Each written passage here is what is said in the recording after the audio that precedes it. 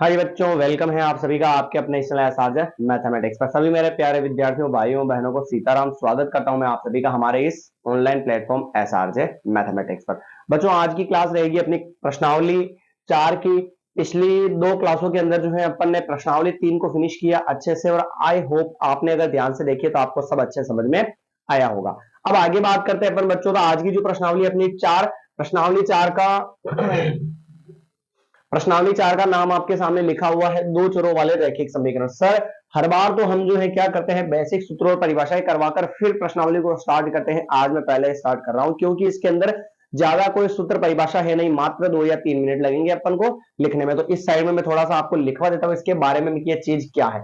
एक तो होता है बच्चों चर, क्या होता है चर, और एक होता है अचर। चर किसे बोलते हैं? जिसका मान क्या हो बच्चों, अनिश्चित मान होता है चर का। और चर का मान अनिश्चित होता है और अचर का मान क्या होता है, निश्चित होता है। क्या होता है? निश्चित मान। ठीक है, जैसे उदाहरण के तौर पे बात करें सर, तो अनिश्चित मान में क्या आ जाएगा, एक्स आ जाएगा, वाई आ जाएगा, जेड आ जाएगा, ए, कुछ भी ऐसे लिख दो आप। ठीक है। और अचर मान में क्या होगा, जिनका मान क्या होगा, निश्चित होगा। यानी कि एग्जांपल के तौर पे 3 है, 4 है, 5 है। कभी क्या 3 4 5 की जगह 3 की जगह कभी 6 लिखा, क्या नहीं लिखा ना। ठीक है, पर x का मान हर सवाल में अलग आता है, कभी 6 कभी 2 कभी 5 ऐसे आता है। तो ये तो होता है चर जिसका मान अनिश्चित होता है, जैसे उदाहरण के तौर पर लिख दिया मैंने। और अचर में क्या होगा, जिसका मान क्या होता है, निश्चित होता है, यानी कि गणित वाली संख्या है। ठीक है भाई, ये तो चर और अचर की बात हो गई। इसके बाद में अपन बात करते हैं अपने इस प्रश्नावली के नाम की परिभाषा की। प्रश्नावली दे रखी है दो चरों वाले रैखिक समीकरण। दो चरों वाले रैखिक समीकरण में क्या करेंगे बच्चों, देखिएगा परिभाषा। परिभाषा क्या होती है इसकी बच्चों, देखिए, वह रैखिक समीकरण, वह रैखिक समीकरण जिसमें जिसमें चरों की संख्या 2 हो। चरों की संख्या कितनी हो बच्चों, 2 हो। वह रैखिक समीकरण जिसमें चरों की संख्या 2 हो उन्हें क्या कहते हैं, दो चरों वाला रैखिक समीकरण कहा जाता है। क्लियर मामला। चलिए आगे बढ़ते हैं। फिर एक और होता है इसका व्यापक रूप।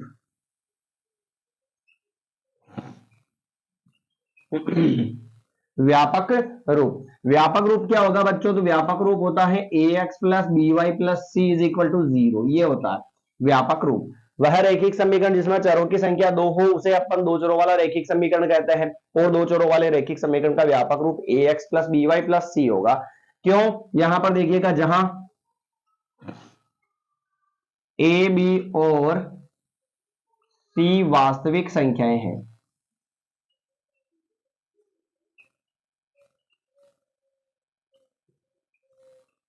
ए बी और क्या है, सी जो है बच्चों वास्तविक संख्या है, यानी कि मान दिया हुआ होगा। कैसे? तो फॉर द एग्जांपल बात करें अपन, तो 2x प्लस 3y प्लस 4 बराबर 0। तो देख सकते हैं आप, ए की जगह 2 आ गया, बी की जगह 3 आ गया, और सी की जगह कितना आ गया, 4 आ गया। ठीक है भाई, तो ये तो था नॉर्मल अपना चैप्टर के बारे में जानकारी। इसके अलावा विशेष तौर पर इसमें और कुछ भी सूत्र और परिभाषा नहीं है। वैसे ज्यादातर तो अपने तीसरे चैप्टर में थी, जिसके अंदर कोटि, भुज, एक्स एक्स से दूरी, वाई एक्स से दूरी, और फिर उसके बाद में मूल बिंदु, चतुर्थांश कितने होते हैं, कार्तीय तल किसे कहते हैं, प्लस माइनस, ऐसे सारे चीजें उसके अंदर मिक्स में चल रही थी। ठीक है, तो अब बात करें अपन पहले प्रश्न की।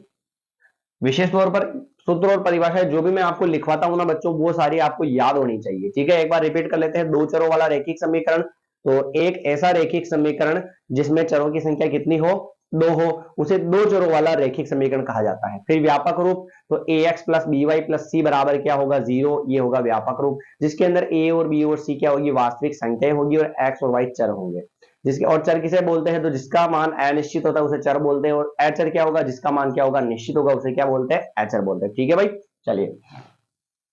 एक नोटबुक की कीमत जो है कलम की कीमत से दोगुनी है, तो इस कथन को जो है बच्चों निरूपित करने वाले दो चर वाला रैखिक समीकरण युग्म लिखिए। सबसे पहले समीकरण बनाना है, और वो भी दो चरों वाला।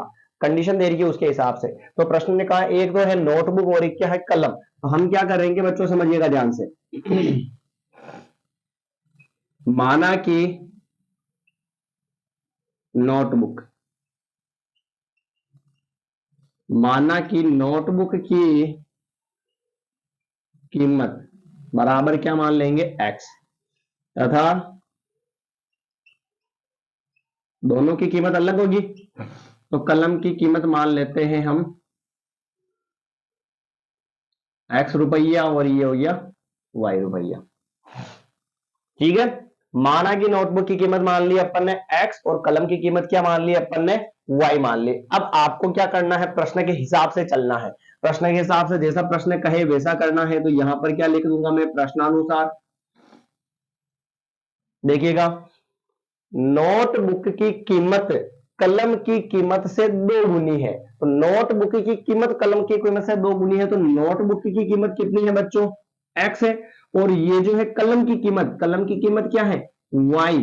कलम की कीमत की दो गुनी, तो कलम की कीमत जितनी भी है उसको किससे गुणा करवाना है, दो से। तो कलम की कीमत y थी, तो इसको दो से गुणा करवा दिया। बीच में क्या लगा देंगे बच्चों, बराबर। फिर x और बराबर, एक गणित वाली संख्या को आगे रखते हैं और एबीसीडी वाली को कहां रखते हैं, पीछे लिखते हैं, तो 2y हो गया। इसको फिर दो चरों वाले रेखिक समीकरण के युग्म रूप में लिखना है, तो दो चरों वाला रेखिक समीकरण का व्यापक रूप क्या लिखवाया था अभी हाल फिलहाल में मैंने, ax plus by plus C is equal to zero. यानी बराबर में क्या चाहिए बच्चों, जीरो चाहिए। तो x और प्लस के 2y को इधर ले आएंगे, किसके हो जाएंगे, माइनस के, और बराबर में क्या बचेगा, जीरो बच जाएगा। ठीक है, अब ऐसे होता फॉर्मूला ए एक्स, अगर x के गुणा में कुछ नहीं है तो क्या मान लेंगे, 1.x कर लेंगे। 1 पॉइंट, ये पॉइंट वाला दशमलव नहीं है ना, 1 ये पॉइंट का मतलब यहाँ पे इनटू है, तो ए एक्स बन गया। फिर माइनस, ये माइनस 2, और यहाँ पे कुछ नहीं है, बीच में क्या मान लेंगे, 0.2y, और प्लस सी, यहाँ पे मैंने x लिख दिया ना शायद, y के बाद में c संख्या आएगी, तो y वाले के बाद में c कोई संख्या है क्या बच्चों, नहीं है, तो वो गायब है। इसका मतलब जीरो, और बराबर में क्या है, जीरो। आ गया समझ में, 1.x कर लिया भाई, कुछ नहीं था गुणा में, तो आगे 1 मान के पॉइंट लगा दिया x, और माइनस माइनस 2 और y के बीच में भी पॉइंट लगा दिया, और प्लस c जो संख्या थी y के बाद में, वो संख्या इस सवाल में है ही नहीं, तो उसको जीरो लिख दिया, और बराबर में क्या लिख दिया, जीरो। ये हो गया दो चरों वाला रेखिक समीकरण का व्यापक रूप के रूप में। ये बोल सकते हैं अपन a x plus B Y plus C, sir minus है, कोई दिक्कत नहीं उससे। आ गया समझ में, ये पहला सवाल था, एक बार वापस रिपीट कर लेते हैं इसको अपन। माना कि नोटबुक की कीमत x है और कलम की कीमत मान ली अपन ने y।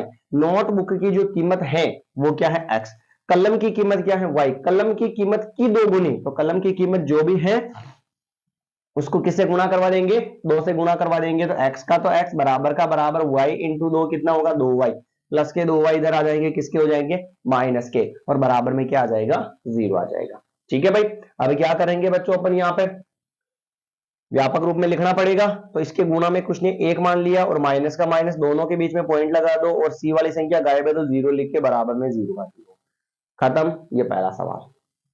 अब बात करते हैं अपन दूसरे प्रश्न की। दूसरा प्रश्न क्या कहता है, समझिएगा ध्यान से, बड़े ही अच्छे सवाल हैं और मस्त है, और छोटे सवाल है, समझने लायक सवाल है, छोटा बच्चा भी ये सवाल कर लेगा अगर एक बार समझा दे उसको, क्योंकि इसमें गुणा भाग करने की जरूरत नहीं है बच्चों। अगर आपको गुणा भाग भी नहीं आते हैं ना, तो भी आपको कोई दिक्कत नहीं होगी ऐसे सवालों में।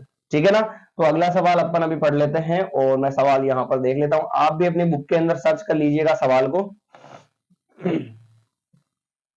बुक के अंदर सर्च कर लीजिए भाई कौन सा सवाल चल रहा है अपना, है ना। प्रश्न पढ़े एक बार, निम्नलिखित रैखिक समीकरणों को ax plus B Y plus C बराबर जीरो के रूप में व्यक्त कीजिए, और फिर a और b और c के मान लिखिए। ठीक है ना, पहले तो जो समीकरण दे रखी है ना, उनको ax plus B Y plus C के रूप में व्यक्त करना है, फिर abc का मान पता करना है। इसका पहला सवाल यहां पर मैं लिख देता हूं भाई, 2x प्लस 3y बराबर में 9.35 की बार, ये 5 की बार, ऐसे सवाल है।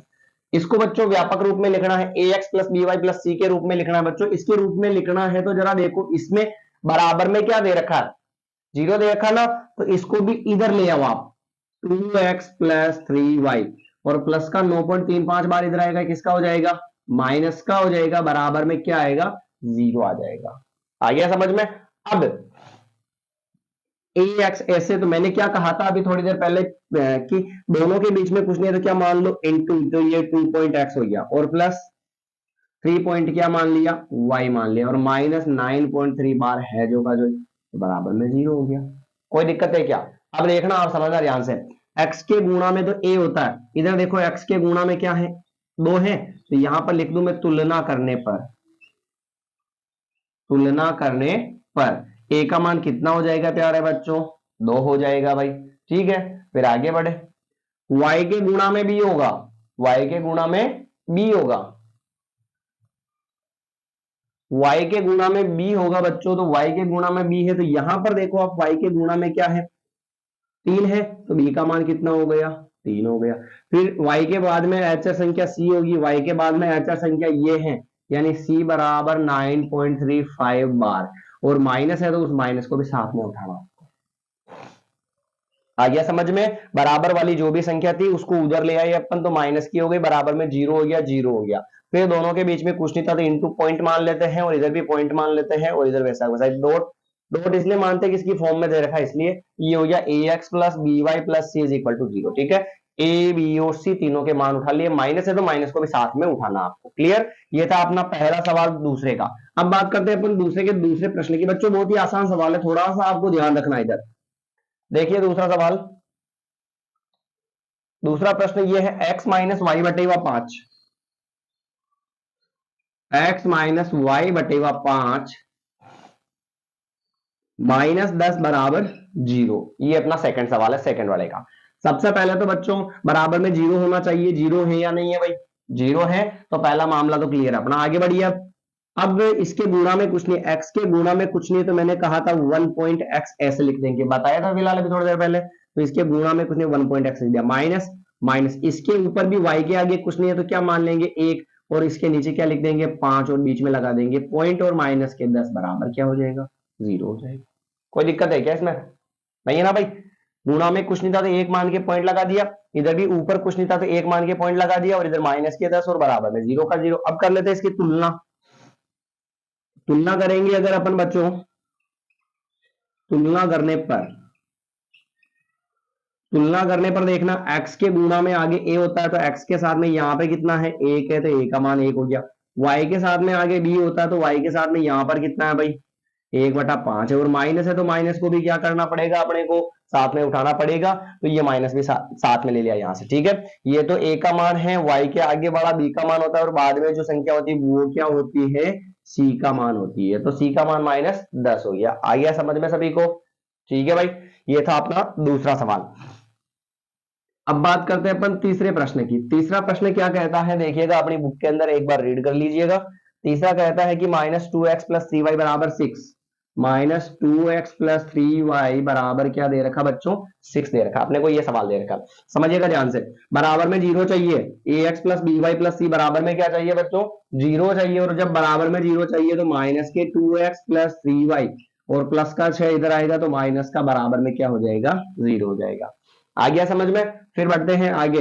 दोनों के बीच में कुछ नहीं है तो क्या लगाएंगे अपन पॉइंट, प्लस दोनों के बीच में कुछ नहीं है तो क्या लगाएंगे अपन पॉइंट, और माइनस 6 बराबर क्या हो गया 0। दोनों के बीच में कुछ नहीं है तो पॉइंट, इधर भी कुछ नहीं है तो पॉइंट, और इधर माइनस 6 बराबर 0।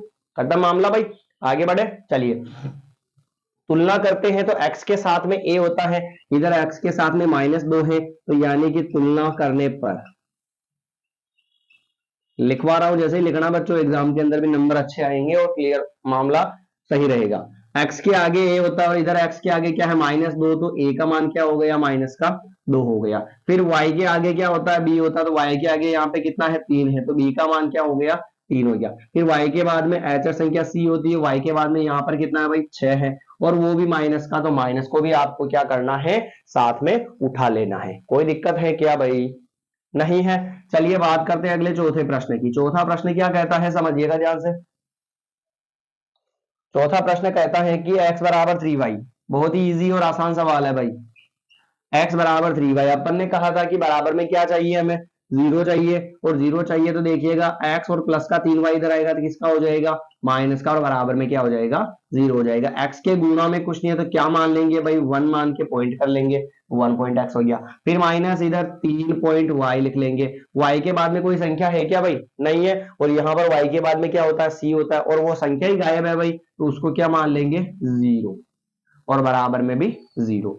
जो संख्या ही गायब है उसको क्या मानेंगे भाई? 0 मान लेंगे। अचर संख्या में कभी भी वो संख्या गायब हो तो उसका मान क्या करना? अपने को 0 रखना है। अब तुलना करेंगे तो x के गुणा में a होता है तो a का मान 1 हो गया, y के गुणा में b होता है तो b का मान क्या हो गया? 3, और वो भी माइनस का। और c का मान अचर संख्या क्या है भाई? 0 है।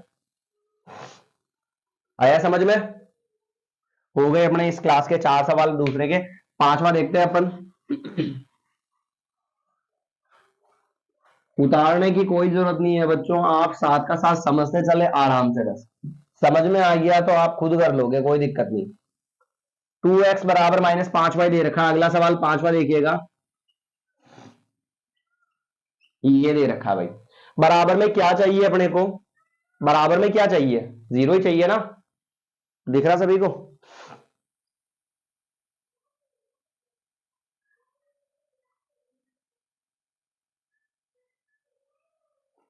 हाँ, बराबर में आपको क्या चाहिए भाई? 0। ये बराबर में 0 चाहिए, तो सारे को ऐसे क्यों लिख रहे हैं? क्योंकि प्रश्न ही ऐसे कह रहा है कि ax प्लस बी वाई बराबर ax plus B Y plus C बराबर 0 की फॉर्म में इसको लिखिए, इसलिए। तो माइनस के 5y को इधर लाएंगे तो किसका हो जाएगा? प्लस का, और बराबर में क्या बचेगा? 0 बचेगा। अब आगे बढ़ते हैं। दोनों के बीच में कुछ नहीं है बच्चों, तो क्या लगाएंगे? पॉइंट। और प्लस इन दोनों के बीच में भी कुछ नहीं है तो क्या लगाएंगे? पॉइंट। और फिर y के बाद में क्या होता है? c। यहां पर y के बाद में कोई संख्या है क्या बच्चों? नहीं है, तो हम क्या लिखेंगे? +0 लिखेंगे। और बराबर में भी क्या चल रहा है? 0 चल रहा है। आ गया समझ में? आगे बढ़ते हैं। अब क्या करेंगे अपन? x के आगे तो क्या होता है? a। तुलना करें भाई, तुलना करने पर x के आगे a होता है, इधर x के आगे कितना है? 2, तो a का मान कितना हो गया? 2। y के आगे b होता है, y के आगे कितना है? 5, तो b का मान क्या हो गया? 5। फिर अचर संख्या c कितना है भाई? 0। ये क्या हो गया? 0 हो गया। ठीक है, आ रहा समझ में? चलिए अगले छठे प्रश्न की बात करते हैं अपन। बच्चों समझिएगा, छठा प्रश्न क्या कहता है? 3x प्लस 2 बराबर 0। 3x प्लस 2 बराबर 0। समझिएगा ध्यान से आप। 3 और x के बीच में कुछ नहीं है तो क्या मान लेंगे? पॉइंट मान लेंगे, 3 पॉइंट x। अब यहां पर y का पद है क्या बच्चों?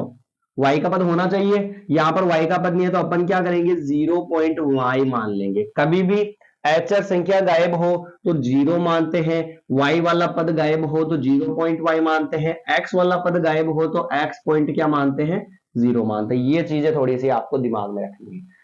c वाली वैल्यू गायब हो तो 0, y वाली गायब हो तो 0.y, और x वाली गायब हो तो 0.x मानते हैं। ठीक है भाई, आगे बढ़े चलिए। और फिर बाद में प्लस में क्या आ जाएगा? 2 आ जाएगा बराबर 0। इन दोनों के बीच में कुछ ना पॉइंट मान लिया, y वाला पद गायब था तो उसको 0.y लिखेंगे, और प्लस का 2 वैसा का वैसा ही बराबर में 0। अब तुलना कर लेते हैं तो x के आगे a होता है, x के आगे a होता है तो a का मान कितना हो गया? 3 हो गया। y के आगे b होता है तो b का मान कितना हो गया? 0 हो गया। फिर अचर संख्या c होती है तो ये कितना हो गया भाई? 2 हो गया। कोई दिक्कत है क्या? बड़े आसान सवाल हैं। ठीक है, चलिए आगे बढ़ते हैं। फिर अगला प्रश्न देखते हैं अपन। y minus two is equal to 0 दे रखा है। अगला प्रश्न है अपना 7वां प्रश्न दे रखा है। इसके बाद में एक लास्ट प्रश्न हो रहा है। y minus two is equal to 0 दे रखा है। ठीक है, इसको समझते हैं अपन। देखिएगा, x का पद है क्या यहाँ पे बच्चों? x का पद नहीं है, और जो मैंने कहा था कि x का पद गायब हो तो हम क्या लिखते हैं? 0.x लिखते हैं। फिर इसके आगे कुछ नहीं है प्लस, और y के आगे कुछ नहीं है। पहले तो y लिखो, जैसे -2 बराबर 0। देखिएगा 0.x प्लस y के आगे कुछ नहीं है तो मैंने क्या कहा था कि 1.y मान लो, और माइनस के 2 बराबर 0। आया समझ में? x का पूरा ही पद गायब था तो 0.x कर लिया, plus y minus two is equal to 0, 0.x और प्लस प्लस y के आगे कुछ नहीं था, गुणा में तो 1 मानना आपको, ये मैंने बताया था। गुणा में कुछ नहीं, 1 पॉइंट लिख दो। ठीक है, तुलना करते हैं बच्चों अपन। तुलना करेंगे तो x के आगे क्या होता है? a। x के आगे a होता है तो a का मान कितना हो गया भाई? 0। y के आगे होता है b, तो b का मान कितना हो गया? 1। और अचर संख्या c होती है, c का मान कितना है भाई? 2, और वो भी किसका? माइनस का है। आया मामला समझ में? ठीक है, लास्ट सवाल और है, फिर ये प्रश्नावली 4.2 जो एक जो है पूरी खत्म हो जाएगी भाई। 5 बराबर 2x लिखा हुआ है। 5 बराबर क्या लिखा हुआ है? 2x लिखा हुआ है। 2x को इधर लाएंगे भाई, क्योंकि बराबर में अपने को क्या चाहिए, 0 चाहिए ना, तो 2x को इधर ले आते हैं ना, तो 5 और प्लस के 2x इधर आएंगे, किसके हो जाएंगे, माइनस के, बराबर में क्या आ जाएगा, 0। -2x को पहले लिख देता हूं मैं, और +5 को कहां लिख देता हूं, पीछे, और बराबर में क्या आ जाएगा, 0। यहां पर x पहले चल रहा है, तो x वाले पद को पहले लिखा और प्लस के 5 को पीछे लिख दिया। अब देखते हैं आगे, तो इन दोनों के बीच में कुछ नहीं है बच्चों, तो क्या मानेंगे अपन, पॉइंट मान लेंगे। दोनों के बीच में कुछ नहीं तो पॉइंट मान लिया। फिर प्लस y वाला पद गायब है या नहीं है, y वाला पद गायब है और y वाला पद गायब है, तो अपन क्या लिखेंगे, इसको 0.y लिख देंगे, और प्लस के 5 वैसे के वैसे बराबर में 0। तुलना करते हैं बच्चों, अगर अपन तुलना करते हैं तो x के आगे a होता है, तो a का मान 2, और माइनस है तो माइनस भी साथ में। फिर y के आगे जो 0 है, तो b का मान क्या हो गया, 0, और सिंपल संख्या c क्या हो जाएगी, 5 हो जाएगी। आ गया समझ में। तो ये था बच्चों अपना प्रश्नावली 4.1, और जो बेसिक डेफिनेशन मैंने बताई वो याद रखनी है आपको। मिलेंगे अपन नई क्लास के अंदर। आपको दोस्तों क्लास अच्छी लगे तो इसको शेयर करना ना भूले, सब्सक्राइब करो या नहीं करो कोई दिक्कत नहीं है, पर आपको अगर क्लास समझ में आती है तो आप क्लास को अपने जितने भी कॉन्टेक्ट है, अपने क्लासमेट्स हैं, अपने रिलेटिव्स हैं, जो पढ़ने वाले बच्चे हैं, जिनको जरूरत है पढ़ने की, उन सभी के साथ ये क्लास शेयर करें। और हाँ, क्लास को पूरा ध्यान से देखिए, यूं नहीं कि बिल्कुल ही चला के रख दिया और अपन आराम से अनगिनत बातें कर रहे हैं, तो फिर समझने का कोई प्रयास वेस्ट है वो सारा। ठीक है, तो क्लास अच्छी लगे तो आप शेयर कर दीजिए और कमेंट कर दीजिएगा। मिलते हैं अगली नई क्लास के अंदर, जिसके अंदर अपन 4.2 को फिनिश करने का प्रयास करेंगे। सीताराम, धन्यवाद सभी को।